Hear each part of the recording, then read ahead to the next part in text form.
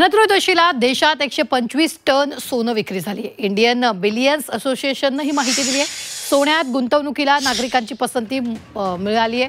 तर मुंबईतही मोठ्या प्रमाणात सोन्याची खरेदी करण्यात आली। गेल्या काही दिवसात सुवर्ण बाजारात तेजी आली आहे। असं असलं तरी सुवर्ण खरेदीवर काही परिणाम होत नाहीये।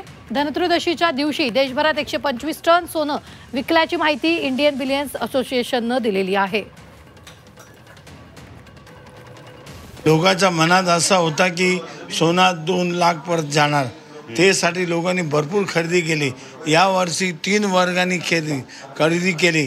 लग्नाचे ज्यांचे सण आहेत त्यांनी खरेदी केली आणि मिलेनियम वर्ग आले, सरप्राईजचे मिलेनियम वर्ग आले, जे टीव्ही मोबाईल मध्ये पैसे टाकतात ते वर्ग आले। ते वर्गनी सांगितलं की नाही, आम्ही आता सोन्याला पैसे टाकू, काय सोना वाढणार असं त्यांच्या मनात होता आणि त्यांनी खरेदी केली। 125 टन सोना विकला, 66,000 करोड रुपयाचा सोना विकला। बरी अशी आमच्या मनात बी नव्हती। सोन्यामध्ये इन्व्हेस्टमेंट करा तर तुम्हाला काही खोट मिळेल नाही तिच्यामध्ये। केव्हा पण तुम्हाला जर तर थोडेसे भी पैसे भेटले तेव्हा तुम्हाला दुसरे कुठे जायची गरज नाही। तुम्ही सोना घ्या, कुठल्याही भावाने असेल तर सोना महाग नाही।